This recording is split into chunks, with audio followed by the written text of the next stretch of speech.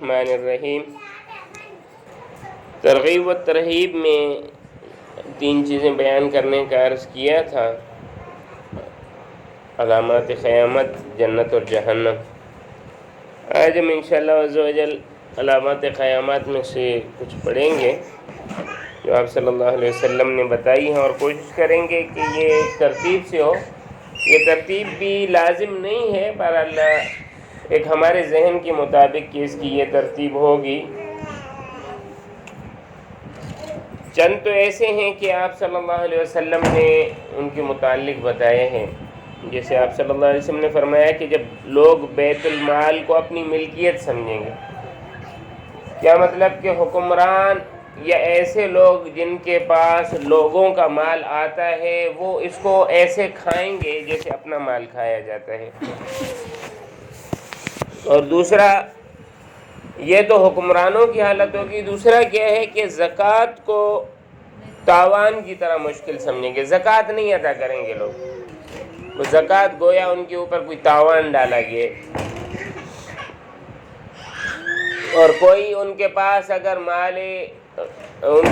اگر امانت رکھ دے تو وہ اس کو غنیمت کی طرح کھائیں گے، یعنی گویا ان کو کوئی مفت کا مال مل گیا اور اس میں کوئی خوف نہیں ہوگا۔ حالانکہ امانت کا حکم کیا ہے کہ اس کا نوٹ بھی تبدیل نہیں کیا جائے گا، اس چیز کو اس کی حالت پر باقی رکھا جائے گا۔ مرد بیوی کا تابع دار ہوگا اور ماں کی بات نہیں مانے گا۔ یہ تیسری علامت ہے جو آپ صلی اللہ علیہ وسلم نے بیان کی ہے کہ عموماً مزاج یہی بن گیا ہے، کہ آدمی جو ہے اپنی بیوی کی خاطر اپنے والدین کو چھوڑ دیتے ہیں، اپنی والدہ کے ساتھ بد زبانی بد کلامی کرتے ہیں جس نے اس کو جنا۔ چوتھی علامت فرمایا باپ کو غیر سمجھا جائے گا، یعنی اگر وہ کوئی خیر کا مشورہ دیتے اس کے مشورے کو رد کیا جائے گا، یہ تو میرا دشمن ہے۔ غیروں جیسا والد کے ساتھ سلوک کیا جائے گا، اور دوست کو اپنا سمجھا جائے گا، کہا جائے گا کہ یہ جو ہے میرا دوست ہے، یہ میری خیر کا جو ہے خیر طلب کرتا ہے۔ اس کے لیے جو حدیث میں الفاظ آئے ہیں کہ ادنیٰ صدیقہ و اقصیٰ اباہ، دوست کو قریب کرے گا اور والد کو دور پھینکے گا۔ علم کا مقصد کیا ہوگا؟ جو علم حاصل کیا جائے گا اس کا مقصد یہ ہوگا کہ دنیا کمائی جائے، چاہے وہ دین کا علم ہو، چاہے وہ یعنی قرآن اور حدیث کا علم ہے بھی اس کا مقصد یہی ہوگا، چاہے یہ ڈاکٹری ہو، سائنس ہو، ٹیکنالوجی ہو، کچھ بھی سیکھا جائے گا اس کا مقصد یہ نہیں ہوگا کہ اللہ کی مخلوق کی خدمت کی جائے، بلکہ یہ ہوگا کہ اس سے مال کس طرح کمایا جائے۔ اور حکمرانی اور حکومت ایسوں کو ملے گی جو سب سے زیادہ نکمے ہوں گے، بالکل نااہل افراد حکومت میں آئیں گے، یعنی بدذات، لالچی، بد اخلاق، اور جو کسی کام کے لائق نہیں ہے وہ کام ان کے سپرد ہوگا۔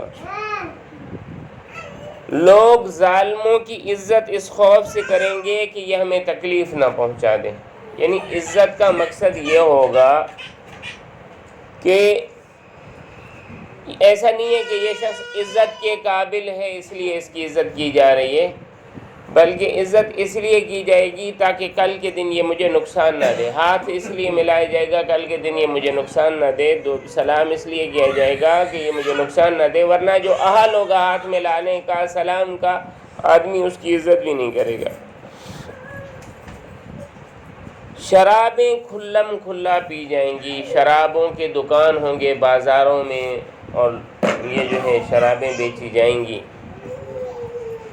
اور لوگ شراب کی محفلیں سجائیں گے، شادی بیاہ میں، عمومی مجالس میں، گھروں میں، ہر جگہ شرابیں پی جائیں گی۔ ناچنے گانے والی عورتوں کو عزت حاصل ہوگی، یا ناچنے اور گانے والی چیزیں لوگوں پر غالب آ جائیں گی، جس کی ایک مثال موبائل بھی ہے۔ ہر موبائل میں گانا، ہر چیز میں ٹک ٹاک ہے، دوسری چیزیں جو آ گئی ہیں، اسٹیٹس ہو گئے، دوسری چیزیں۔ موسیقی کے آلات سب کے پاس آ جائیں گے، خصوصاً اس کی مثال موبائل ہے۔ لوگ اپنے پہلے بزرگوں کو یا اپنے بڑوں کو برا بھلا کہیں گے، لعن طعن کریں گے، جیسے آج کل ہے صحابہ کرام رضوان اللہ علیہ مجمعین کے بارے میں، اولیاء اللہ کے بارے میں، اپنے بڑوں کے بارے میں، اپنے والدین کے بارے میں بہت سارے لوگ کہتے ہیں۔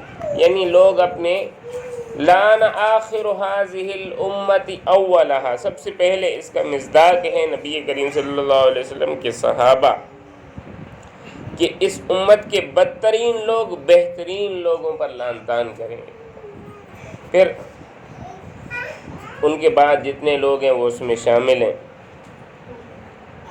تو ایسے وقت میں تم لوگ سرخ آندھی آنے کا انتظار کرو، اور یہ انتظار کرو کہ آسمان سے تم پر پتھر برسنے لگیں، اور انتظار کرو کہ تمہاری صورتیں بدل جائیں، اور ایسی آفتوں کا انتظار کرو جو لگاتار اس طرح آنے لگیں جیسے بہت سے دانے کسی دھاگے میں پرو رکھے ہوں، اور وہ دھاگا ٹوٹ جائے اور یکے بعد دیگرے دانے گرنے لگیں۔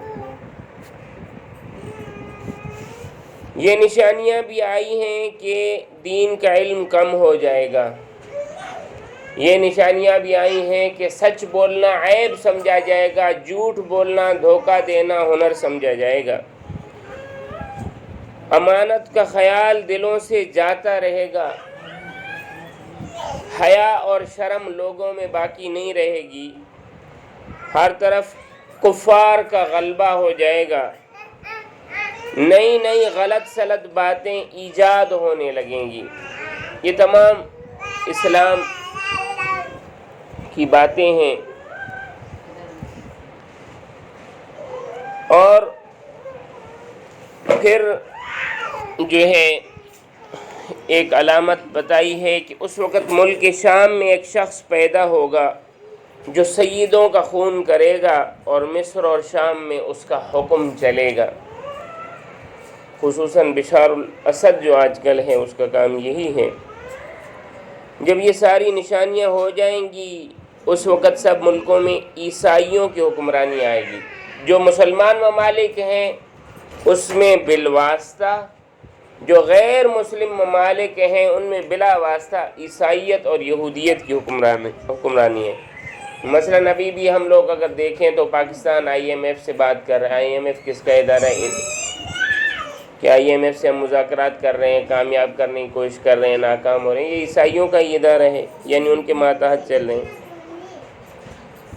اس عرصے میں روم کے مسلمان بادشاہ کی عیسائیوں کی ایک جماعت سے لڑائی ہوگی۔ یہ بھی روم سے مراد جو یورپی ممالک ہیں۔ اب یورپ میں مسلمانوں کا ایک علاقہ ہے، اس کی عیسائیوں کی ایک جماعت سے لڑائی ہوگی، اور عیسائیوں کی دوسری جماعت سے صلح ہو جائے گی۔ اب اس سے مراد بعض لوگ ترکی لیتے ہیں کہ ترکی وہ روم میں موجود ہے، اور یہ جو ہے عیسائیوں کے ایک گروہ سے ان کا جو ہے ایک گروہ سے ان کی صلح ہو جائے گی، اور ایک گروہ سے ان کی لڑائی ہوگی۔ تو یہ بھی ایک جو ہے اس کی علامت ہے۔ دشمن جماعت شہر قسطنطینیہ پر چڑھائی کر کے قبضہ کر لے گی۔ شہر قسطنطینیہ کافی عرصے تک مسلمانوں کے حکومت میں نہیں تھا، ابھی بھی جو حکومت ہے تو اس میں جو ہے مسلمانوں کا اتنا عمل دخل نہیں ہے۔ تو پھر وہ بادشاہ اپنا ملک چھوڑ کر شام کے ملک میں چلا جائے گا، اور عیسائیوں کی جس جماعت سے صلح ہوئی تھی اس کو اپنے ساتھ شامل کر کے اس دشمن جماعت سے بھرپور لڑائی لڑے گا، اور اسلام کے لشکر کو فتح ہوگی۔ ایک دن حلیف عیسائیوں میں سے ایک شخص مسلمان کے سامنے کہنے لگے گا کہ ہماری صلیب کی برکت سے فتح ہوئی۔ مسلمان اس کے جواب میں کہے گا کہ اسلام کی برکت سے فتح ہوئی۔ اسی میں بات بڑھ جائے گی، یہاں تک کہ دونوں اپنے اپنے مذہب والوں کو پکار کر جمع کر لیں گے اور آپس میں لڑائی ہوگی، اور ان میں اسلام کا بادشاہ شہید ہو جائے گا، اور شام کے ملک میں عیسائیوں کی عمل داری ہو جائے گی۔ یہ عیسائی اس دشمن جماعت سے صلح کر لیں گے اور بچے کھچے مسلمان مدینہ کو چلے جائیں گے، اور خیبر تک عیسائیوں کی حکمرانی ہو جائے گی۔ اس وقت مسلمانوں کو فکر لاحق ہو جائے گی کہ حضرت مہدی کو تلاش کرنا چاہیے تاکہ ان مصیبتوں سے جان چھوٹے۔ اس وقت حضرت مہدی مدینہ منورہ میں ہوں گے، اور اس ڈر سے کہ کہیں لوگ حکومت قبول کرنے کے لیے مجبور نہ کریں، مدینہ منورہ سے مکہ معظمہ کو چلے جائیں گے۔ اور اس زمانے کے ولی جو ابدال کا درجہ رکھتے ہیں سب حضرت مہدی کی تلاش میں ہوں گے، اور بعض لوگ مہدی ہونے کے جھوٹے دعوے کرنا شروع کر دیں گے۔ غرض حضرت مہدی خانہ کعبہ کا طواف کرتے ہوئے حجر اسود اور مقام ابراہیم کے درمیان ہوں گے کہ بعض نیک لوگ ان کو پہچان لیں گے اور اصرار کر کے حاکم بنانے کے لیے ان کے ہاتھ پر بیعت کر لیں گے، اور اس بیعت کی آواز آسمان سے آئے گی جس کو وہاں موجود لوگ سنیں گے، اور یہ آواز یہ ہوگی کہ یہ اللہ کے خلیفہ یعنی حاکم بنائے ہوئے حضرت مہدی ہیں، اور حضرت مہدی کے ظہور سے قیامت کی بڑی نشانیاں شروع ہو جائیں گی۔ ابتدائی علامات اور قریبی علامات میں سے پہلی علامت ہم نے پڑھ لی ہے۔ اللہ سے دعا ہے کہ اللہ تعالیٰ ہمیں فتنوں سے محفوظ رکھے۔ تو جن چیزوں سے بچنے کا حکم آیا ہے، امانت کا خیال رکھنا، خیانت سے بچنا، والدین کی عزت کرنا، شرابوں سے بچنا، اور اپنے حکمران چننے میں بہت احتیاط کرنا، ان پر عمل کرنا چاہیے، اور اللہ تعالیٰ سے دعا کرنی چاہیے کہ اللہ تعالیٰ ہمیں حق دکھائے اور فتنوں سے بچائے۔